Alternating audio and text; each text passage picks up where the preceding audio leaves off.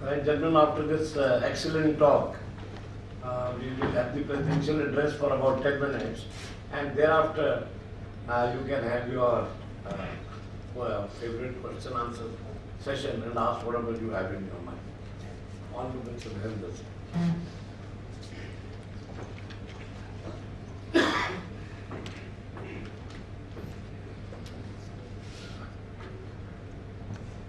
General Saab, Shri Singh, ladies and gentlemen. Well, thanks to General Wilch, you are having two Singhs for the price of one. One, of course, is the genuine article, the 1 liter pack, whom you just heard. I am the 250 milliliter edition, which comes free. Nothing could be more topical, especially for such an august audience and in the precincts of a leading think tank in Delhi and in India. Basically, you know what, I would sort of start where Mr. Singh ends. You know, he looks at the dilemma, the dichotomies in personal life and in national life and in civilizations. That each generation wonders whether they are having the spring of hope or the winter of despair. And each generation realizes that nothing is black and white, that it's a continuum.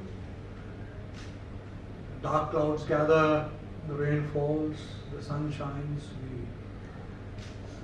crops are there, the floods come, the Sensex goes up, the Nifty comes down, there's war, and then peace, and as he says, there's a clash of civilizations, and there's a harmony of civilizations. So each generation has to choose. The panacea which Shri Singh prescribed is that it lies in the depths of Indian, you may call it religious, you may call it plain philosophy, the idea of Bahudha. And although there are no universal truths which have an answer to everything, but there is, through the process of dialogue and an open mind, which we get perhaps the most potent force, being that of education, as he says. Or perhaps in political life it is the organizational structure which nations have over the years thought about and which they have participated in. And yet, if you look at modern times, you feel, well, see, we are in this 21st century. Science and technology and communications have made the world, geography so small. Knowledge has expanded. Today there is research, there is empirical evidence for everything. And for every problem, there can be multiple solutions. And yet at the same time, if you look at the world, there is bigotry, there is violence, there is the problem of minorities, there is ignorance. And what is so symbolic? He has chosen the 9/11. Now just look at the irony. We have a marvel of modern science and technology, you know, these big airliners which are transporting people, and they were used as weapons of destruction, hitting what is known as the World Trade Center, in which thousands of people from dozens of countries around the world were peacefully doing their job. And suddenly you find that where are we? It's not that terrorism is something which is new. Violence is not something new. We've heard about the assassins, the anarchists, the right-wing extremists, the hijackers, now jihadists. All these come in waves and they go away. But what strikes today is the lethality, the weaponry that is being used, the fact that in a globalized economy there is a nexus between these so-called terrorist organizations and organized crime. Social media is being used. And when we look at our own country, we see, I mean, if you look at the statistics, you see that violence is striking a few countries in terms of the percentage. You see Afghanistan, Pakistan, Iraq, India, parts of Russia. And yet, when we look at the analysis which is being done, the research which is being conducted, where do we see? We look at Washington, we look at London, we look at St. Andrews, we look at Brasilia, we are looking at The Hague, a little bit on Ankara, and now, of course, what I have noticed is people in Singapore. And therefore, there is a marked Western bias towards most of these things. In fact, if one asks, says, well, has policing succeeded? Well, the answer given is, well, yes, in 43% cases according to the RAND organization. Or 40% military might has succeeded, again according to the RAND corporation. Or 23%, you know, the violence has succeeded in their political objectives. In fact, again, in a recent survey which was conducted by Dutch University, the Leiden University, when people were asked about what are the results of these studies, they are told, well, 30–40% there's no bias, but 94% people in Japan said there is a Western bias. 92% people in India said that there is a Western bias. So we've got to look inside and see, well, why, you know, if you look at the way we are looking at things, it's episodic, it is descriptive, it's not analytical. And this is a shortcoming we have. And therefore, when somebody like Mr. Singh, who has had experience both in administration and, of course, who has spent a lot of time in public libraries, has looked into this matter, and we have to give it serious thought. I have had an opportunity to go through his writings, and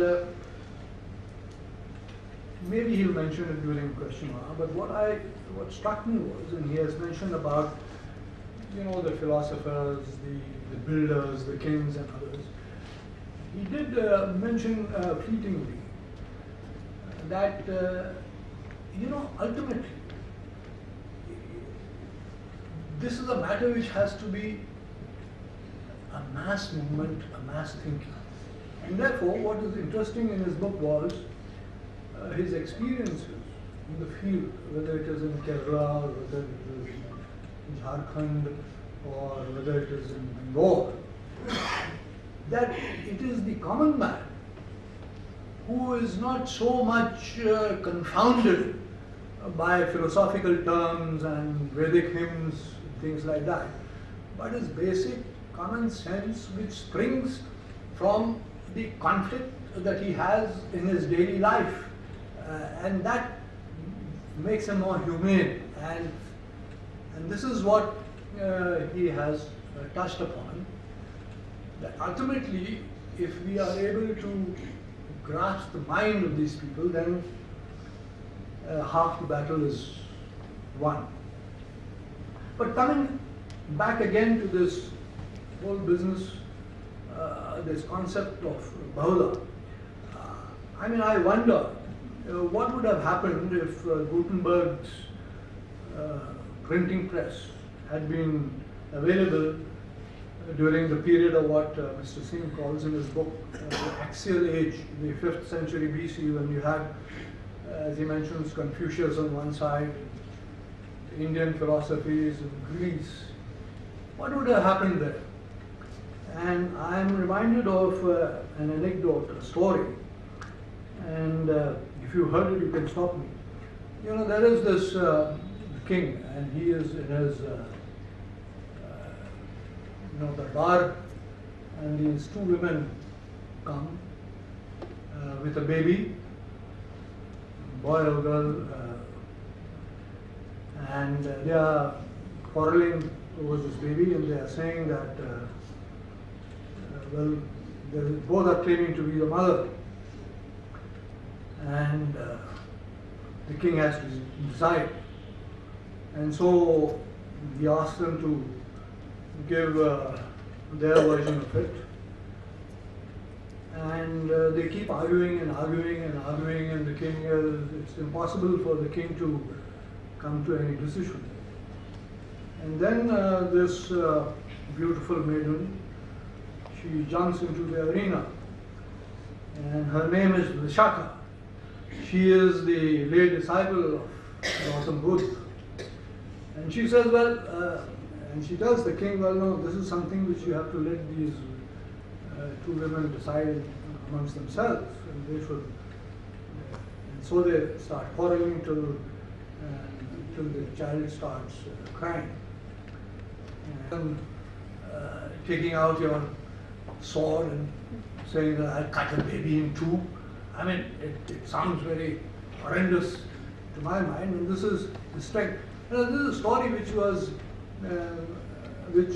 Max Muller, in his Oxford lectures to the aspirants to the Indian civil service, he was very fond of telling the story, which of course is available in Buddhist texts. Although most of us don't read it, we read the story of Solomon. I have, of course, to every, there are two sides to everything. So I would sort of end by expressing some doubts, which I'm sure that Mr. Singh has thought about. Because it keeps bothering me that willy-nilly, any philosophy that we try and propagate is linked to our religious,